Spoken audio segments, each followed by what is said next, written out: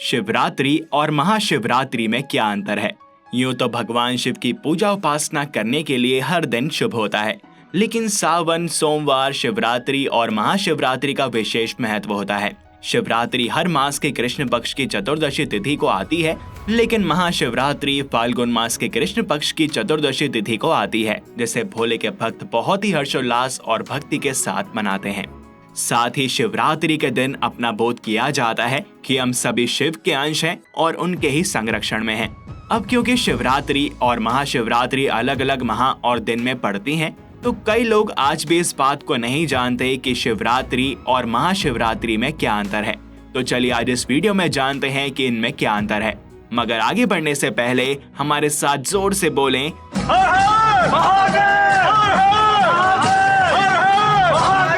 पहले जानते हैं कि शिवरात्रि क्या है। शास्त्रों में सोमवार और प्रदोष का दिन भगवान शिव की पूजा के लिए उत्तम माना जाता है। हर मास के कृष्ण पक्ष की चतुर्दशी तिथि को शिवरात्रि मनाई जाती है। इसे प्रदोष भी कहा जाता है। हिंदू पंचांग के अनुसार जब प्रदोष श्रावण महीने में आता है तो बड़ी शिवरात्रि मनाई जाती है। ऐसे में साल भर में 12 शिवरात्रि पड़ती हैं। तो चलिए अब जानते हैं कि महाशिवरात्रि क्या है। सभी शिवरात्रि में फाल्गुन मास के कृष्ण पक्ष की चतुर्दशी तिथि को आने वाली शिवरात्रि को महाशिवरात्रि कहते हैं। इस दिन को देश भर में बहुत धूमधाम और भक्ति भावना से मनाया जाता है। महाशिवरात्रि के दिन ही उज्जैन के महाकालेश्वर मंदिर में लोग दीप स्तंभ लगाते हैं। लोग दीप स्तंभ इसलिए लगाते हैं ताकि शिव भक्त शिव जी के अग्नि वाले अनंत लिंग का अनुभव कर सकें और जान सके कि शिव का ना तो आदि है और ना ही अंत। महाशिवरात्रि के दिन भगवान शिव और माता पार्वती का विवाह हुआ था, इसलिए यह दिन बहुत खास होता है और शिव जी को यह दिन बहुत ही प्रिय है। माता पार्वती की कठोर तपस्या के बाद शिव जी ने उनको पत्नी रूप में स्वीकार किया था और इस शुभ दिन पर विवाह किया था। इसलिए रात में कई जगह शिव बारात भी निकाली जाती है, लेकिन ज्यादातर लोग केवल महाशिवरात्रि को इसी कारण से जानते हैं। लेकिन इस पवित्र दिन से कई कथाएं जुड़ी हुई हैं, जो दर्शाती हैं कि आखिर महाशिवरात्रि का पर्व महत्वपूर्ण क्यों है। ईशान संहिता के अनुसार फाल्गुन मास के कृष्ण पक्ष की चतुर्दशी तिथि को महादेव शिवलिंग के रूप में प्रकट हुए थे और करोड़ों सूर्य के समान प्रभाव लेकर लिंग रूप में स्थापित हुए थे।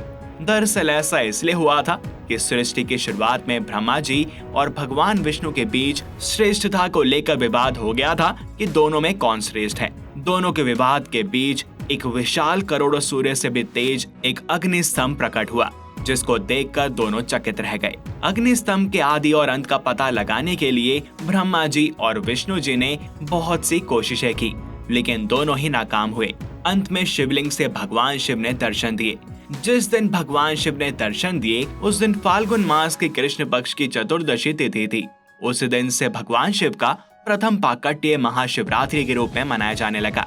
भगवान शिव और माता पार्वती का विवाह महाशिवरात्रि के दिन होना पुराणों में उल्लेख किया गया है। लेकिन इस दिन का महत्व इसलिए भी है कि महाशिवरात्रि शिव रूप अर्थात पुरुष और प्रकृति यानी पार्वती के मिलन का दिन भी माना जाता है। इसी रूप में प्राचीन काल से शिव पूजा का महत्व चला आ रहा है, जिसका वर्णन सिंधु काल में भी देखने को मिलता है। पुरुष और प्रकृति के मिलन का दिन, जिसे सृष्टि के आरंभ का स्रोत माना गया है। महाशिवरात्रि का अन्य शिव जी के व्रतों और पूजा से भी ज्यादा महत्व रहा है। साल की 12 शिवरात्रि का पूजा का फल आप केवल महाशिवरात्रि के दिन विधि विधान से पूजा करने से प्राप्त कर सकते हैं। तो बोलो,